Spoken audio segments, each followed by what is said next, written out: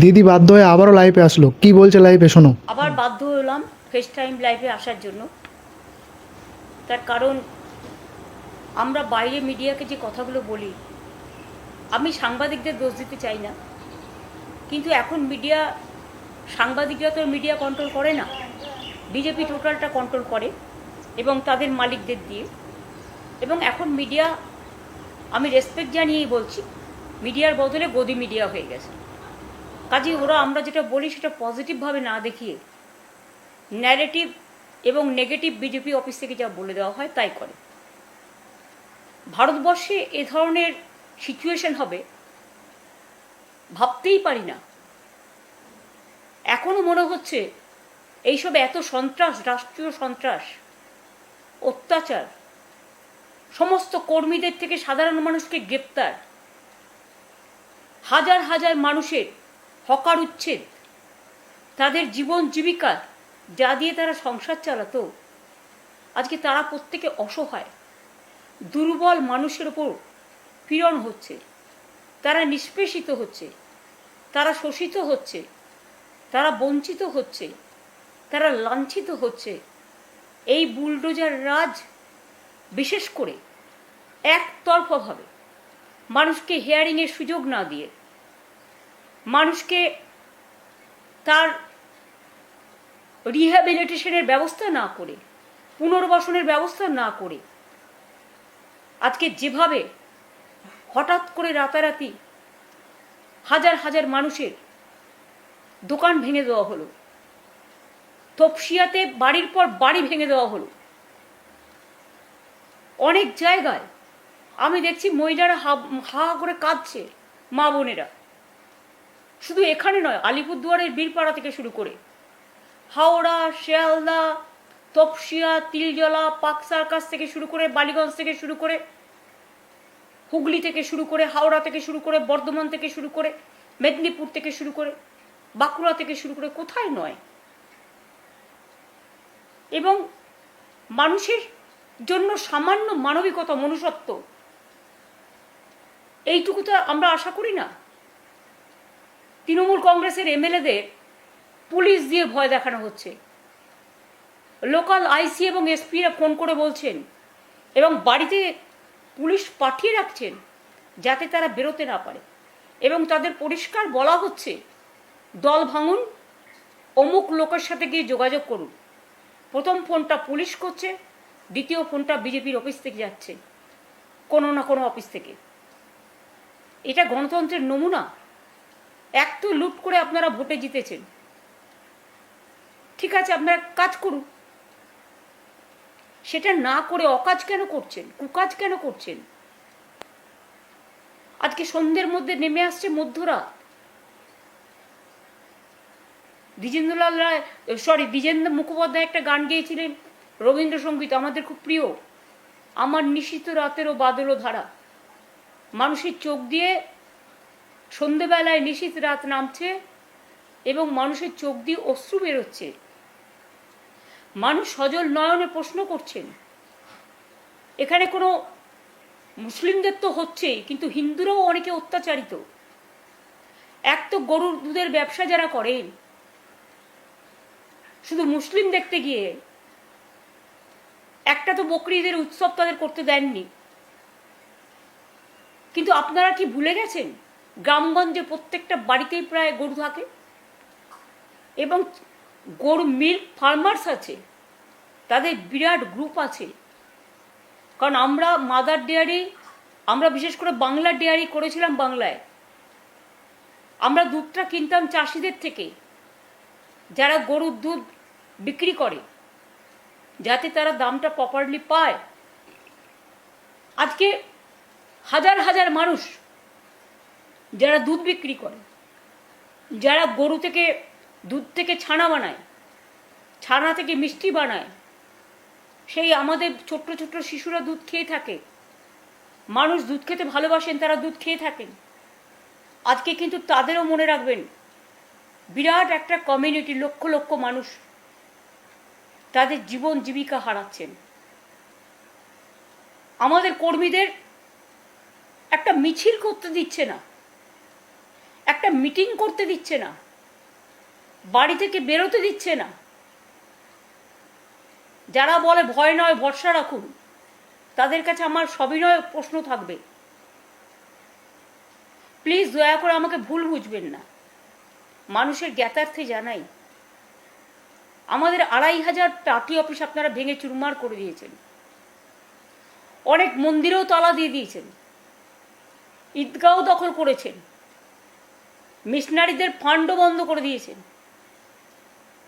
এমনকি কর্মীদের তো মারছেন, বাড়ি থেকে বেরোতে দিচ্ছেন না, এমএলএদের ভয় দেখাচ্ছেন। আমাকে কালকে 4 জন এমএলএ এসে কমপ্লেন করে গেছেন যে তাদের পুলিশ দিয়ে বলানো হচ্ছে যদি আপনি মিটিংয়ে যান তৃণমূলে, তাহলে আপনাকে আর্মস কেস দেওয়া হবে, গাঁজা কেস দেওয়া হবে, আপনাকে অ্যারেস্ট করা হবে, এনআইএ আপনাকে ধরবে, ইডি আপনাকে ধরবে, সিবিআই আপনাকে ধরবে।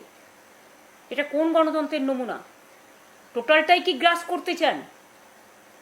একটা জিনিস মনে রাখবেন, প্রবাদে আছে, বেশিবার বেরোনা ঝড়ে পড়ে যাবে।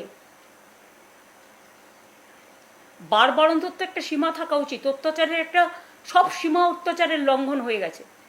আরও তো স্টেটে ইলেকশন হয়েছে, কই সেখানে তো জিনিস হচ্ছে না কেন? একমাত্র বাংলায় হচ্ছে। বাংলাকে টার্গেট করে আপনারা হারিয়েছেন এসআইআর এর নাম করে, লজিস্টিক্যাল ডিসক্রিপেন্সির নাম করে। আমার কাছে স্পেসিফিক খবর আছে, প্রায় 177টা সিটে কিভাবে আপনারা রিগ করেছেন, মেশিন হ্যাক করেছেন। আমি নিজে ভুক্তভোগী।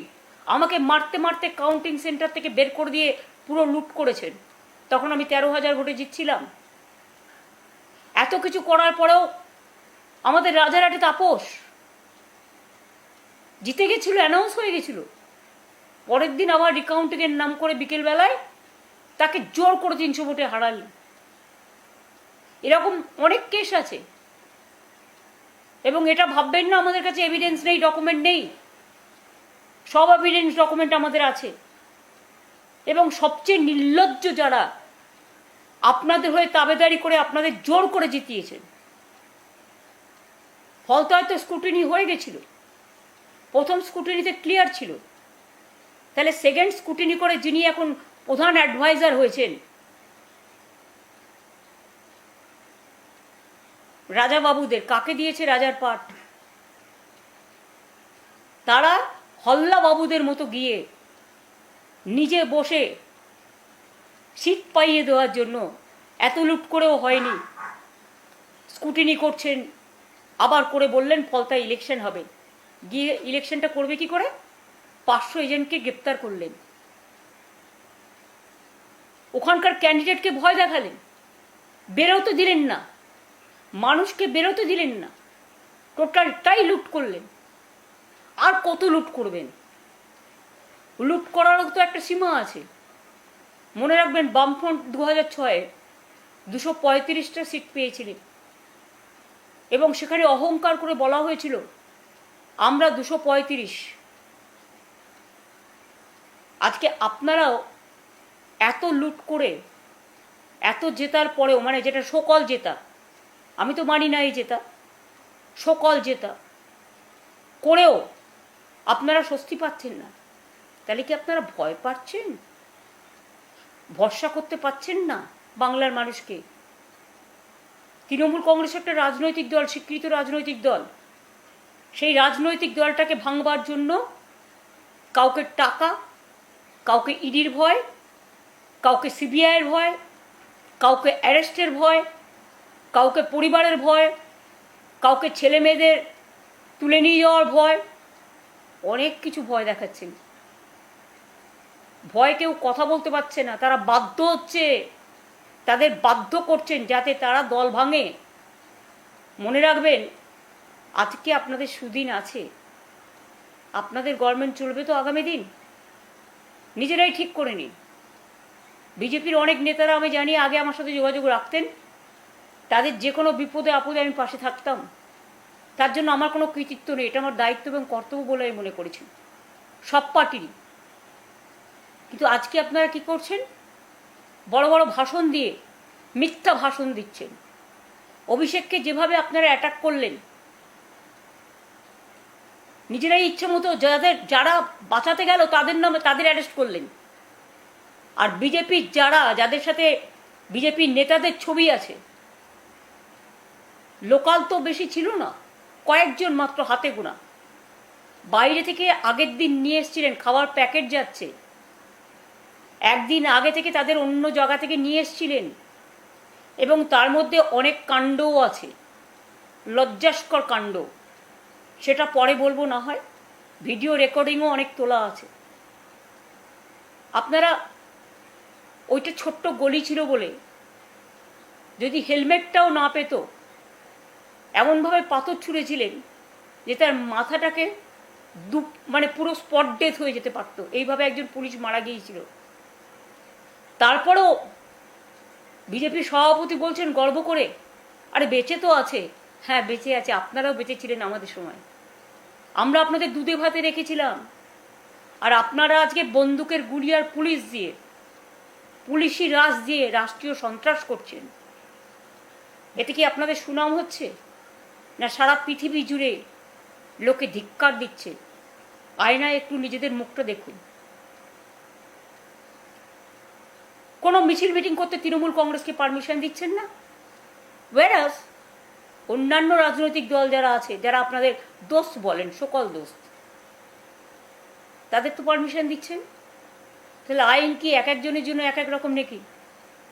তৃণমূল কংগ্রেসটাকে আপনারা ভাঙতে চান, যতই ভাঙার চেষ্টা করুন এটা আরও শক্তিশালী হবে। আর যারা আজকে বড় বড় কথা বলছেন নিজের সম্পদ বাঁচানোর জন্য, যে নেতারা কর্মীদের পাশে যাচ্ছেন, এটা ভুল তথ্য।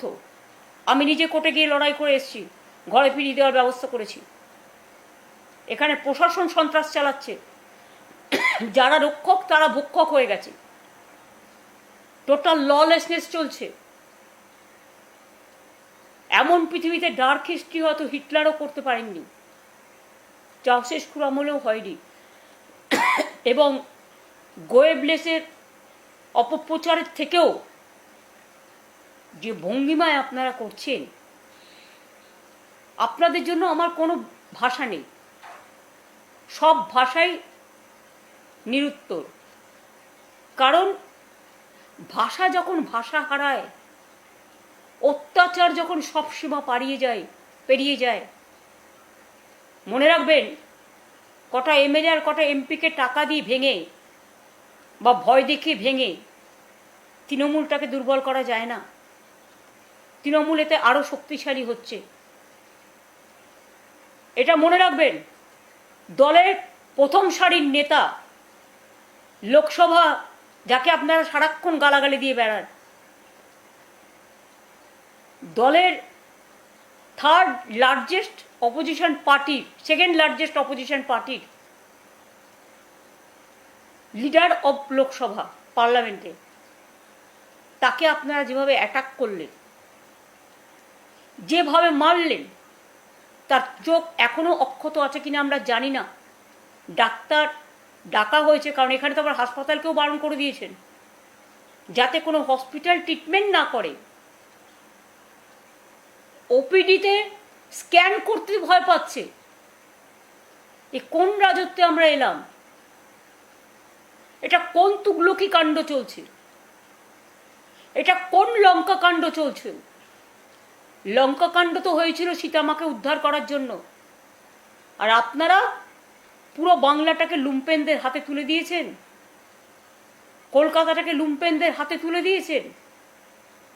দেখুন তো এই এক মাসে বিজনেসের কি হাল, রেস্টুরেন্টগুলো কেমন চলছে, ব্যবসাটা কেমন চলছে।